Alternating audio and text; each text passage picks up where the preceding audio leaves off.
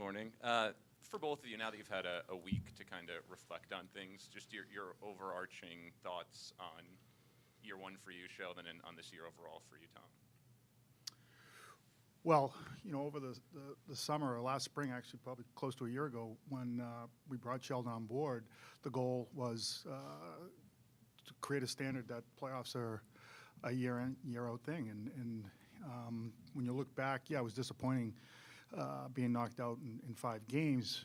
But when you look at the big picture, there's still a lot of growth for this team to grow. But we're not going to kick to the curb, making the playoffs was a subpar season, because it wasn't. It was a goal of ours right from the get-go. Sheldon's never not made the playoffs, so those standards and expectations were heightened for sure. So, no, I think again looking back, I think it was a good year. Now, was it a great year? No, it was disappointing. We got knocked out in 5 games, but the fun part is start to build around what we've created here. Sheldon, specifically digging in this year, I'm curious, as you've looked back now over the last week, was there anything in particular you can pinpoint that maybe changed, or that you're trying to figure out where your team went from that December stretch where it was playing such dominant hockey, then the break came and never quite got back to that again? Yeah, I mean, I think for me that's going to be a big project for the summer to really dig in. There's surface level things that come to mind, and there's things that you feel as you go through it, but for me, we got to dig a little bit deeper on that. I would say the overriding thought for me, though, is, if I reflect on where we were a year ago coming in here, for me, I really wanted to work to establish a foundation that we could build upon to be a consistent contender in the playoffs and making the playoffs consistently.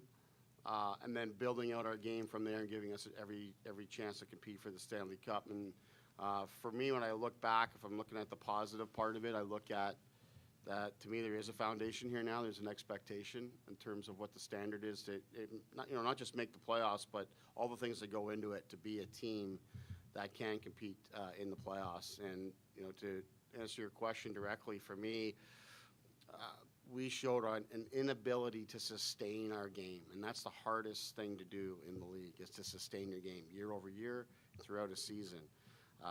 To me, our foundation's in place to continue to build upon. Clearly, we have to continue to get better. We want to sustain our level of play year over year, and to me, we were unable to do that throughout our season, and that's what, to me, we've got to continue to raise the standard, continue to push our group to find that level of consistency that we can sustain play over long periods of time, and to overcome adversities. Those are things that I think I've talked about since the day I got here, and that's really where I feel that we're at. We took steps this season without question. For me, when I reflect on it, my message to a lot of the guys is, there's a foundation here now, but when I look at it, to me, we finished 16 out of 32 teams in the regular season. That's average, and we're not here to be average. We want to be better, and we will get better individually, collectively. Myself as a coach, our players individually, we'll have to continue to improve so we can get that level of sustainability that is required to compete in the league. Sheldon, just sort of building off of that, what is your process during the summer, and how different is it going to be now for you that you have a full year under your belt? You understand the players that you've had. How do things kind of change for you here in the evaluation process? Yeah, I would say with the experience, that the difference now would be that you have relationships with the players. You have firsthand knowledge, having worked with them and their personalities. You know their games more intimately, having worked with them and studied them throughout the season, not just an off season. To me, coming in for this season and training camp and such, it was about setting a foundation, a standard of things that I expect that are really important to me, that are maybe new in some cases to the players. Now they know what to expect, and now we can put layers on top of that and take the next step, which obviously is required, and that's about continuing to raise the bar. And part of the improving process is me improving as a coach, and with the information that I now have the experience with this group and trying to build our team to the next level. Fitzy, obviously, you had a group that sustained a lot of injuries, and one of the things that we've talked about, particularly Sheldon, throughout the year is just, overcoming those things when your back is against a wall, when you have adversity. From your point of view as a general, what did you see from your group in that aspect? Well, the adversity that the group had, and, Sheldon said it in the offseason last year, we want to create an environment where the standard of play, which he's talked about, is sustainable, whoever's not in your lineup or whoever's in your lineup. And I think when you look back, it's the style of play, and it just didn't change the mindset and where we had to go as a group, whoever was in the lineup or who wasn't in the lineup. So I give the players a lot of credit. I do think there's been a lot of growth. I am excited about the expectations that Sheldon and the standard he has set for this group that were probably a little,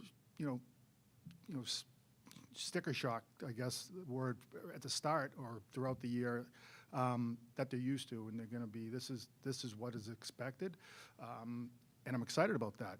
And you can't control injuries, so it doesn't matter again who's in the lineup, who's not in the lineup. We create an identity. We play one way, the right way, a certain way. Sheldon, would it be fair to characterize your season as kind of incomplete, knowing that with all the injuries that took place at the end of the season and in the playoffs, what transpired there? How would you kind of characterize the season for yourself? Well, I haven't coached for a little while here now, so I'd say it certainly is complete. But I guess what you're asking is whether we left some things on the table, and you think about the potential of the group had it been at full health. To me, you get caught up in some of that stuff. Yeah, it would have been nice to have our full lineup, whether it was the regular season or the playoffs. But things happen. There's a team, and the Dallas Stars have been on a run here without key players. And finding ways to overcome. That's the league.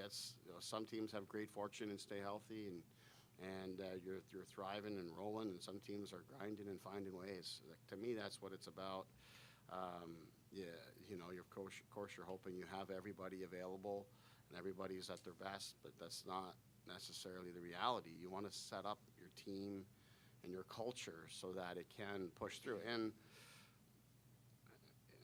for a lot of this season, I liked how we managed that. We talked a number of times about key moments, down the stretch in the regular season where we really had to get points and beat teams head to head that were coming up from behind on us, and we were able to hold them off and secure our position. We look at even moments within the Carolina series that, to me, even though you lose in 5 games, there's some great moments in there of our team showing great resilience and the character of the group. You could see it growing through that process. So it's never a good feeling when you lose out, and you always feel like you've got more to give and all of that sort of stuff. But it is what it is, and it shows that we have a ways to go as a group. And to me, the injury part, you hope that you get great luck, but you got to hope that your culture and your foundation and your depth can carry you through. And Tom, knowing what happened here at the end of the season, is there anything? And you made a lot of great moves at the trade deadline, but is there anything more after what you've seen that you need to do to get this team over the hump? I like our group. My job is to continue to better the group. We've got a lot of decisions to make on certain players, whether we bring guys back, trade players. We won't be coming back with the same group, I can tell you that, because it wasn't good enough. So at the deadline, you weigh everything out, where we're at health-wise, where people, who was available, what are the acquisition costs. My mindset, and I think I said it after the deadline, was I felt, it was no secret what I was looking for at the deadline, what I felt this team needed positionally. And went hard at it. Made some real quality offers. However, we didn't get the people that we tried to get. And when you look at some of the additions that we did make, you know, it was to offset some of the depth that we probably were lacking in certain positions.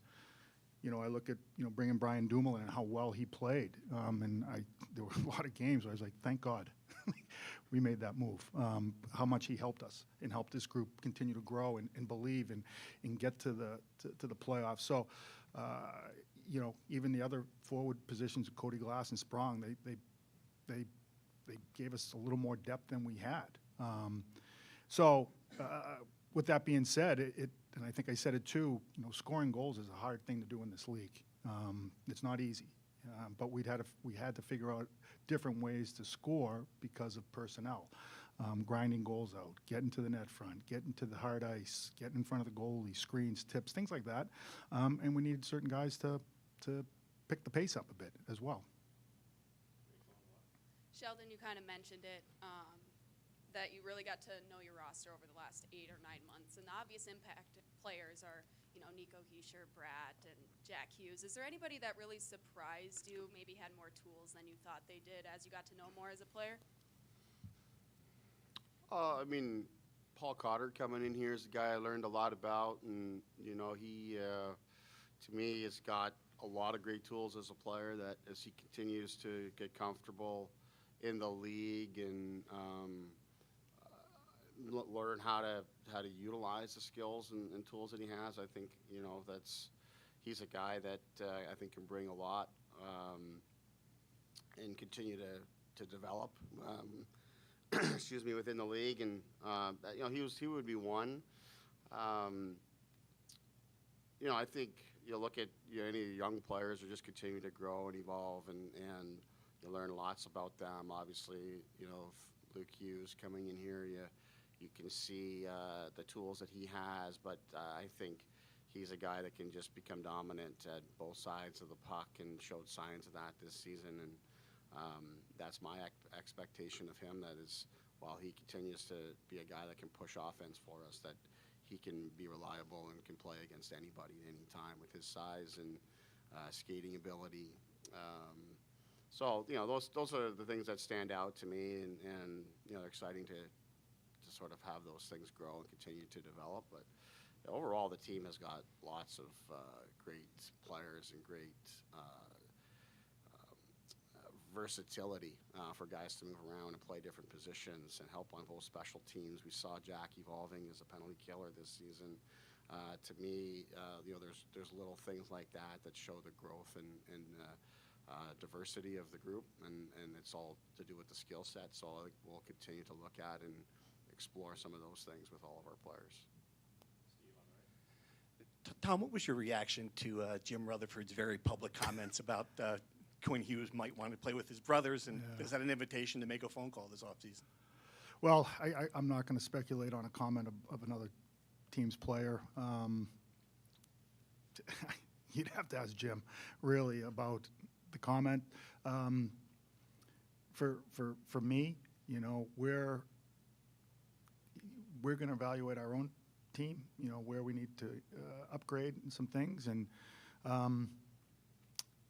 again, I can't comment on another player. Tom, last summer when we spoke, it seemed like the primary focus was keeping the puck out of the net, defense and goaltending. You said you weren't worried about offense. So just in hindsight, looking back on the season, what was your assessment of how your offense performed? Oh, I think players underachieved, for sure. I think players who have scored enough goals in this league to give assurance that we have depth scoring didn't.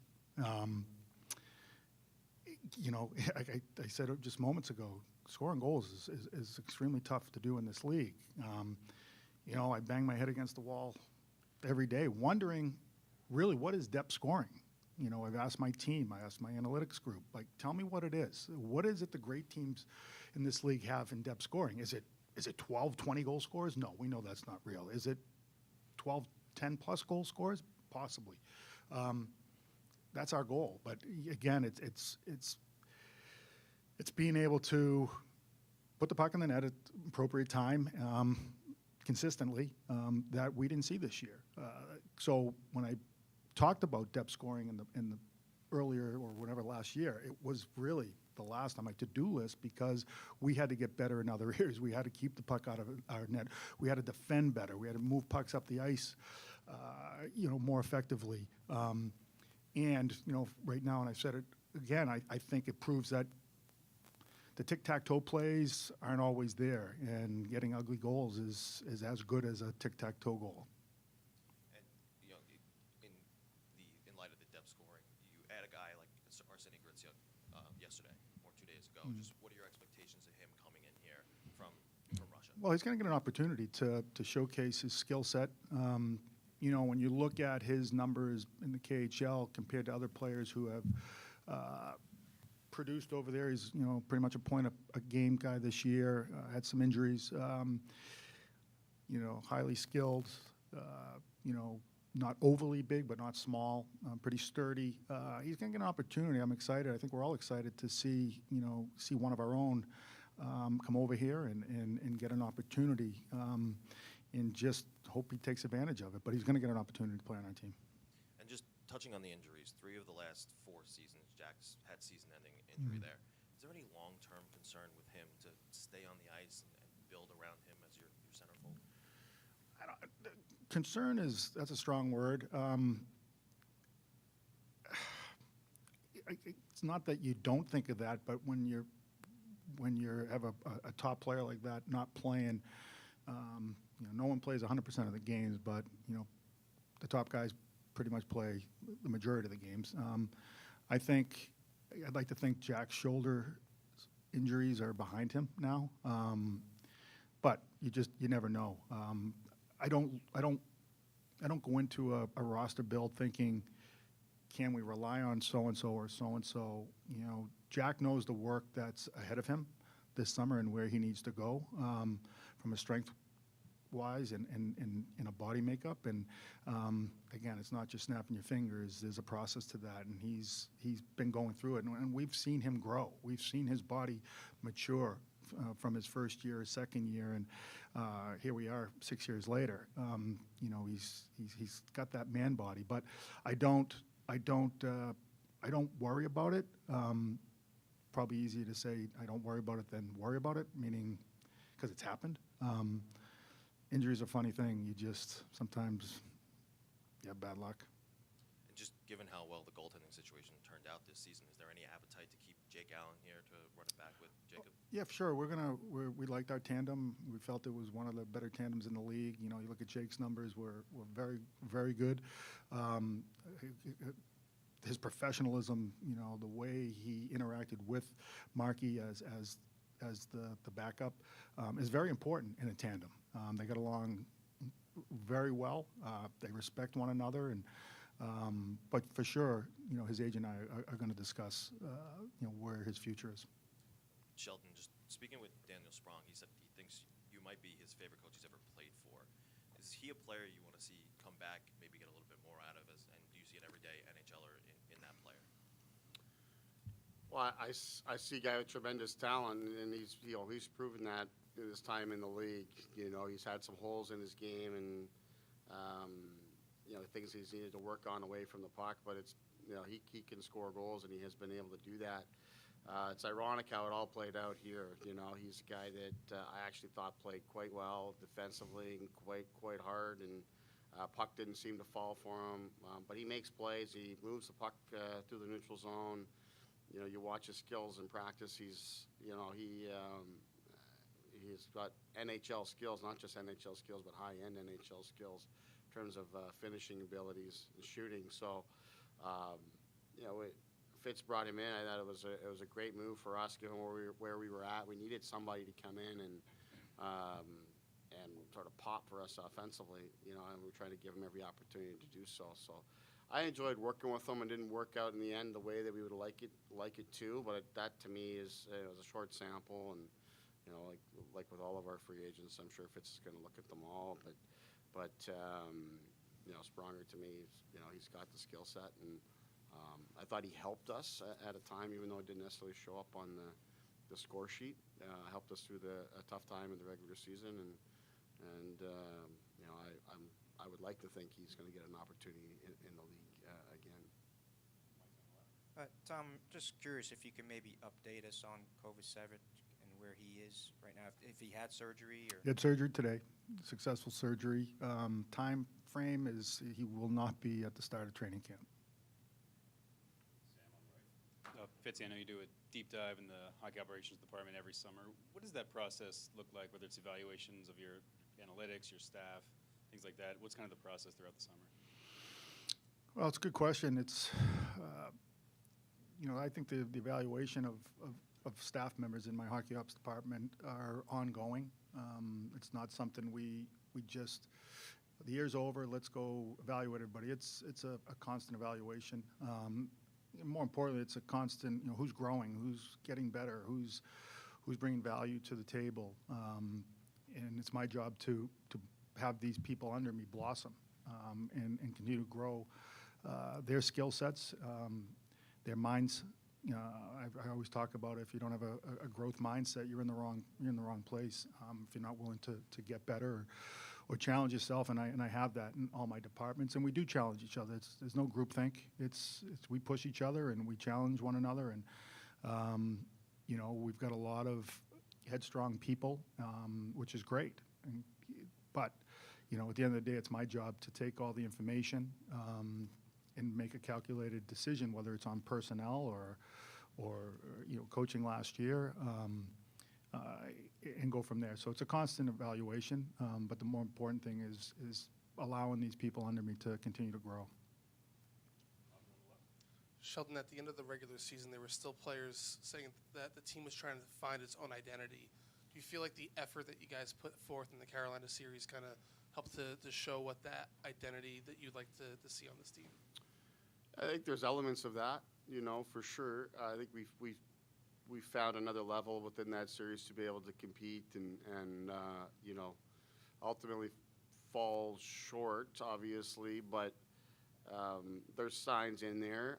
I think for me, if we're really pinpointing, you're the second half of the season with the injuries and such, you kind of lose your way a little bit, and you're trying to reestablish an identity when you're losing key people. But for me, that stretch of time right before Christmas was a great indication of what we're capable of doing and what we want it to look like.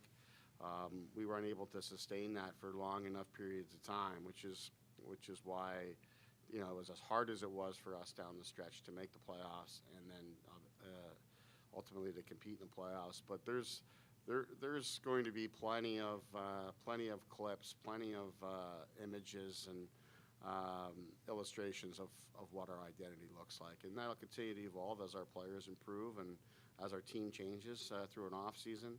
But like I said, I think there's real good chunks of time in the season that are representative of what we want this group to be about, and we've got to find ways to sustain it for longer periods. Just to add to that, from our relationship and as a partner, I'll continue to challenge the staff and Sheldon in particular to what was the difference from January on versus, because we were a really, really good team to start, and to me that's the standard.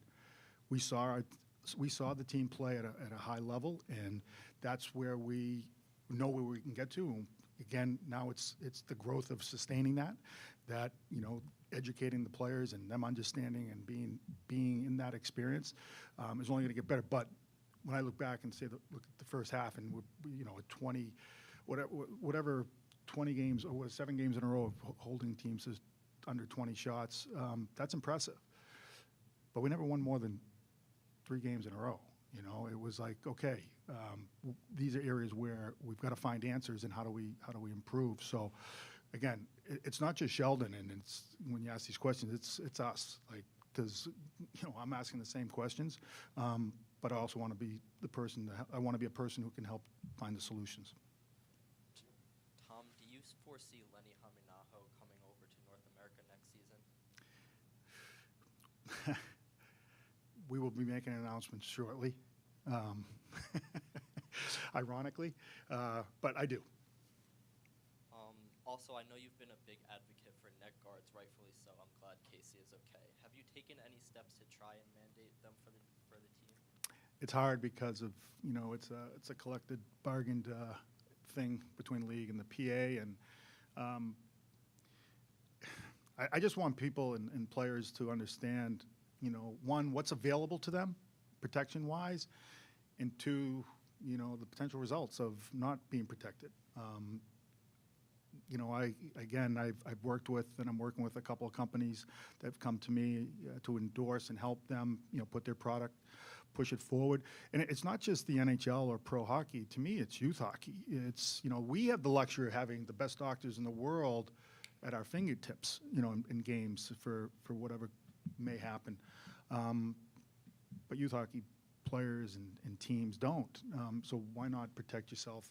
And if you're going to protect yourself with, some of the things that are mandated, make sure they're quality, that they actually will protect you. Because I've said over and over again, no parent should go through what we went through watching our son, get cut like he did. I know you touched on Gritsuk before. Does adding him change your plan for free agency at all? Do you feel like you're able to bank on him performing as a top 6 or top 9 player, or is that more of like a bonus to you? It's probably a bonus. Again, you don't know how he'll react when he comes over. It's a whole new environment. Ice size, system-wise will be different. But he'll get an opportunity. But as far as personnel's concerned, there is a cap, as you know, and you only have so much money. And how do we piece this puzzle together with the available finances we have? But that's my job, and it's to continue to build. And knowing that we've got a couple of young players coming over, and even a Shane LeChance that has been added to the mix of young players, that's where you want to go. You want players like this, you young players, to step up and grab spots. And that's what the good teams do. For Sheldon, how much does Nemeth's situation just speak to how important confidence is for a player? Yeah, it's really important. It's confident players are usually thriving and feeling good. There's also the part of it you have to earn your confidence. You got to put in the work. You've got to gain experience, and I think Nemeth went through a lot of that this year, whether it was from the start of the season in training camp and not quite being ready for the level and the standard and the expectations. To going down to the minors and finding his way through it and coming back. And I thought he just kept getting better and better with the more experience that he got. And I think he leaves with a much better understanding of what the league is about and what's required and what the standard is here now versus what maybe he came into. It's a different circumstance, and he's got to earn his confidence every single day. And then as a coaching staff, we've got to give him the appropriate opportunities that, meet the work that he puts in and allow his talents to get going. Tom, to just kind of pick up. Thank you. Fitzy, you did mention Johnny Kovacevic having his surgery. One of the things that we heard about after everything wrapped up was Jesper Bratt and how he's doing with his shoulder.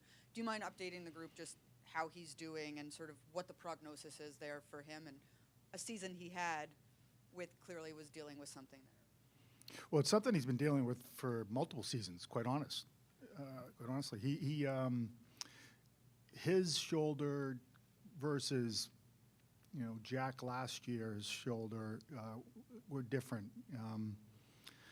You can play with what he has. Timo did for years, Other players who played here in the past have had this type of injury or nagging, ailment. He typically, what we do at the end of the year, he gets an MRI on the shoulder and see where it's at. And, in the past, it's not getting any worse. Here, they found some, the joint itself was, a little bit worse. And with that, Jesper just made the decision, his decision to go ahead and do the surgery. He'll be ready for training camp. He'll be 100%. With the Olympics next year too, he also thought of that.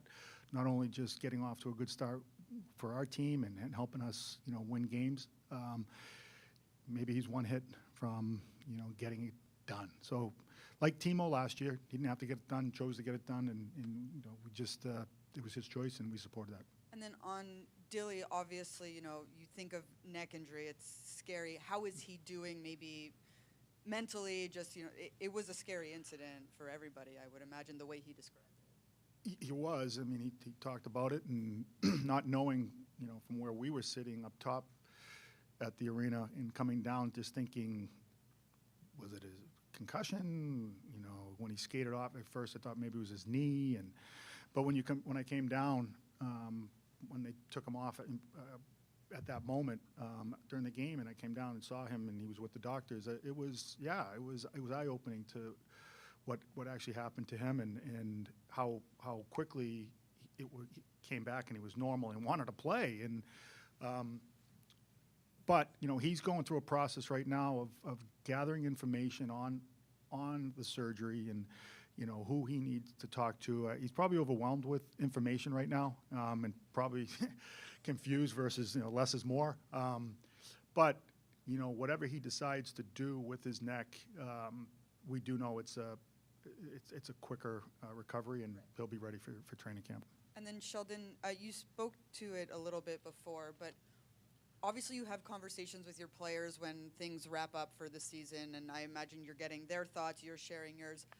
Do you, chime in with them during the season, the off season rather, and do you check in about their thoughts once they've had time to reflect? What is sort of that partnership like when it comes to the summer and your group of players? Yeah, sure. It's last summer you're checking in. And for me, it's establishing a relationship and introducing yourself, giving them a sense of what to expect. Now they know what to expect, and the relationship is established, and I think we can dig deeper, and I can sort of circle back and give them my thoughts and put together some packages for them to set some goals and things to work on through the summer coming into training camp. That's on my end, and on their end, just give them more opportunity to communicate their thoughts on the season and where the team needs to go and some of our processes and these sorts of things, especially with your leaders. So yeah, I think the off season is an important time to get those things right and get aligned by the time you come back together again. Tom, just kind of going back to Nemec there, we spoke to Sheldon about the end of his season, how encouraging it was. How encouraging was it for you as the man who drafted him to see him take those steps, and it was more than just the goal, but he stepped up as a reliable defender. And what is his future here? Well, it's bright for sure, and I was really happy for him. It's been a process. When he came over as an 18-year-old, even though he was playing pro hockey in Slovakia, it was a big step for him. Meritocracy is real here, and we're not just handing out jobs. You have to earn it. The way he played for a lot of last year was encouraging. Wasn't expecting him to play the amount of games he played, but that's the reality of injuries and the need for the position. And I think the injury this year coming into training camp really set him back, and I think it was eye-opening for him with the new coach and expectations and standards that a 20-year-old at the time needed to understand, and it takes time. But watching him the last few games of the regular season, and then obviously the playoffs, you saw the upside. You saw what can be. But it's up to him right now. He's got a huge off season. He's not going to the Worlds. His conditioning and his off ice training will start soon. We'll monitor that from here and have people over there visiting him. But very encouraging. So I was really happy for him. And just touching on Luke's injury, is it? It's another shoulder injury. Is it something more like Brad's injury, or is it closer to his brother's injury? No, it was more like Jesper's. So no concern moving forward for him. Okay, and I think I had more here for you. When assessing your blue line, and thinking about a guy like Nemec, who is he going to be full time next year or not? Where do you stand with a guy like Brian Dumoulin, who you brought in, really encouraging performance? Like, is an appetite to bring him back, and how do you hold that line between locking a younger guy from stepping up and taking a job? It's a real question. It's a good problem to have because of the depth and the talent we have on the back end and the different mix of defensemen that we do have. Brian played extremely well, and I think he showed the rest of the hockey world that he's a playoff player, and he thrives in the playoffs. You never say never, I guess. When as the summer progresses and we put together a plan moving forward of really what do we want to look like and how do we get to that. I guess you never know, but. He was fantastic as he came in, better than I thought, and like I said, very grateful that we went out and got him. Sheldon, can you speak to the importance of your captain this year? Hischier's kind of a quiet, mild-mannered guy, but what was his importance to you and your staff your first year here in Jersey? Well, it was huge. I mean, I guess the first thing is the on-ice, the on-ice component of it. Just his play, I've said it many times before that I don't think I gave him an easy shift the entire season.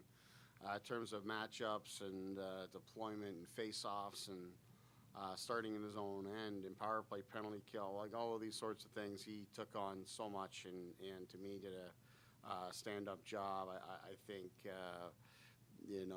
there's tremendous players that are nominated for the Selke this year, and all are deserving. But Nico's right there with those guys, and to me, that's as his coach, especially, it's evident, and has got a long future, I think, of being considered for such an award and others, because he still found a way to. To score at a high rate for us as well. So. Tremendous player that I'm fortunate to have in terms of his leadership and his ability as a captain. I think I was really impressed. I came in, you mentioned it, being mild-mannered, and I think he's still growing and evolving into the role, but I saw a guy that spoke up when needed to say something on the bench, kind of sets the tone for the team at different times. And I think the great support that Fitz brought in for him last offseason in terms of the leadership and the veterans that could support him and grow the leadership group, I think really empowered him to do so. Those guys see great abilities in him, both on the ice and the ability to lead. And he was a tremendous asset for me and our team, and fortunate to have him. And obviously, it's going to be a big reason why this team, can continue to build on its foundation. Tom, obviously a lot of the injuries were unavoidable freak accidents, but are you satisfied with the medical staff and processes in place? I am. Yeah, you're right. I mean, it's a contact sport, and injuries like we've had this year are unpreventable, in my opinion, because of the contact that the game is all about. I've said this before, you judge people. I was asked about staff members. One of the areas where I think rings true and has a lot of merit to it is when players leave here and go to other teams and their agents call me and tell me how good they had it here versus other places, or when people come in to New Jersey and really are blown away with the care that they get and the amount of people and quality that we have to take care of our players and the processes that we have in place. No, I'm very comfortable. And Sheldon, individually, Timo and Jack both seem to excel on the power play, but when they've been on it together, it hasn't gone as well. Is there anything you could pinpoint as to why, and is that something where you feel like they're both talented enough where they will or need to figure it out eventually? Well, I think there's things there that we can look at. I think Timo, the way that he stepped up for our group, through the end of the season was tremendous, and shows, that he's a versatile guy that we can use in different spots. So we'll always be looking at that. Obviously a big part of it, it's with Jack and Brat. They both sort of play those flanks and do a tremendous job at it, are elite at it. So Timo does a lot of his best work there with his finishing ability in that flank, and we tried him in different spots, didn't go as well. So that's something for us to look at, and as our team continues to evolve, then you can You can look at different things as you know what your roster looks like. But to me, Timo is the guy that really showed that he can deliver for the group. And you know, I gained a lot of respect for his ability to do so and step up at really important times. You know, the puck didn't fall for him as much in the playoffs, but the level of chances he's able to generate, you know, I want to believe those things are going to really fall for him, and he's going to be able to put together a consistent season of finishing, and you know, certainly will warrant us as a coaching staff to be challenged to find a way to make those things work. Tom, I'm just curious, as you and your group look ahead and plan for free agency after the success that St. Louis had with offer sheets last offseason, are you anticipating that being a much more widespread event moving forward around the league now? I do, actually. You know, it's a tool to improve your team, and but you got to have the cap space. Two, you probably have to strategically target players to do it, knowing full well that there's no way a team can match because they don't have the cap space. A lot of teams have a lot more cap space. I think teams will try to do it. I just don't know how successful they'll do it. And I think the most important part of offer sheets are the player has to want to move. He's got to want to come to your team. You know, so there's that period where, you know, RFAs you can talk to them. They probably have to initiate it themselves. Thank you, Sheldon. Thank you, Tom. Thank you, everyone. Thank you, guys. Thank you Have a all. great summer.